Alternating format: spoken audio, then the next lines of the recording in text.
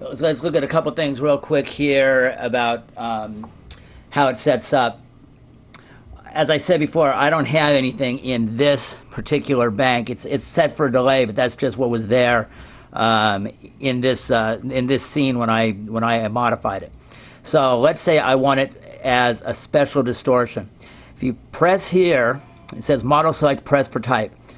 You press down, and now it's a modulation. Blue is modulation. Now it's a distortion. The gold kind of yellow sound ones are distortion. So let's say I want to go to something a little heavier, and there's a fuzz phase.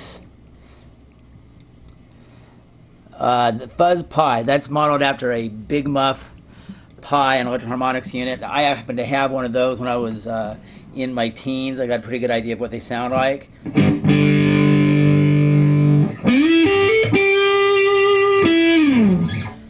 Okay, now it's really important for me that all of my sounds are pretty close to the same volume, because of the kind of gigs I do. We generally have a sound man who's going to want to boost and lower my volumes for solos. I don't necessarily take care of that myself. So what I'm going to do now is match the output as close as I can to the unit bypass completely. So it's quite a bit louder. So if we go here and we see this bottom one is output, and we dial it back, and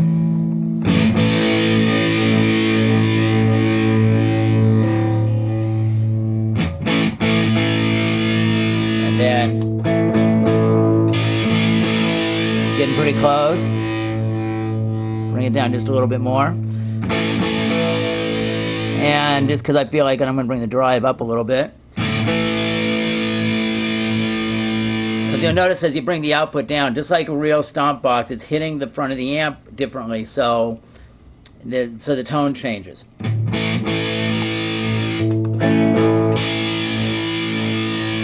That's pretty close, I think. I think that's about as close as we're going to get it. So I'm setting up a scene, super simple. All I did is I took the scene called My Scratch Pad Scene, because it was a scratch pad, and I set it up. It took me about 5 minutes to put a tube compressor in the and it came on that state because that state we left it in with the phase shifter on. A tube compressor, just a little bit of extra when I need it, and then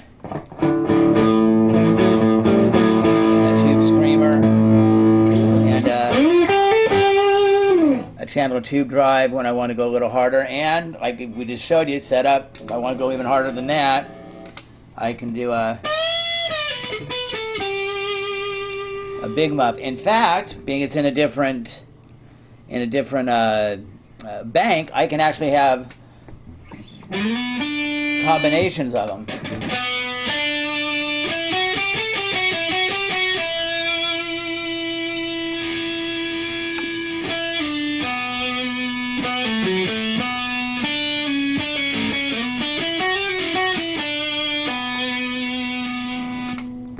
Not a big fan of that, but you can do it, okay?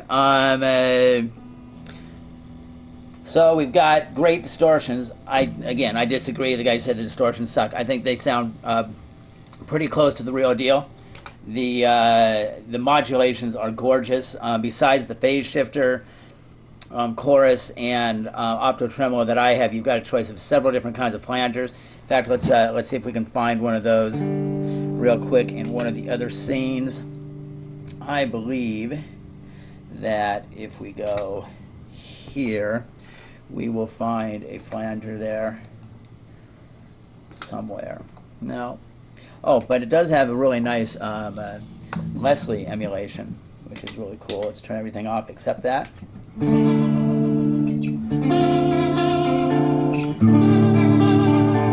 Kind of cool, you know.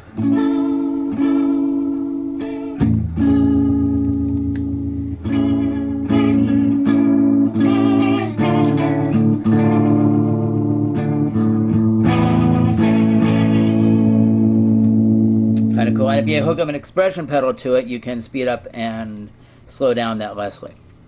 Okay. Okay. Again, we're going hunting for a flanger because, well, just cause. Okay, there you go. That's an analog flanger.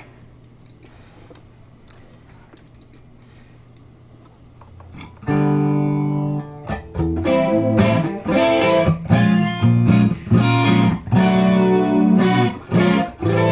I'll bet you if you added distortion to it.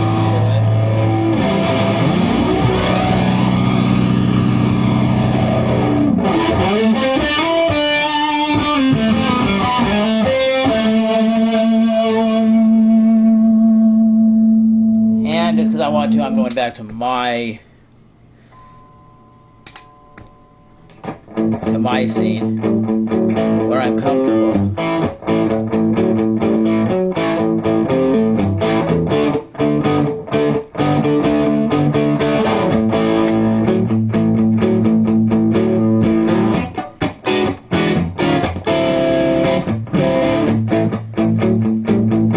So we finally got to hear the damn thing a little bit. And this is the Reverend for the L2P network. And I'm out of here.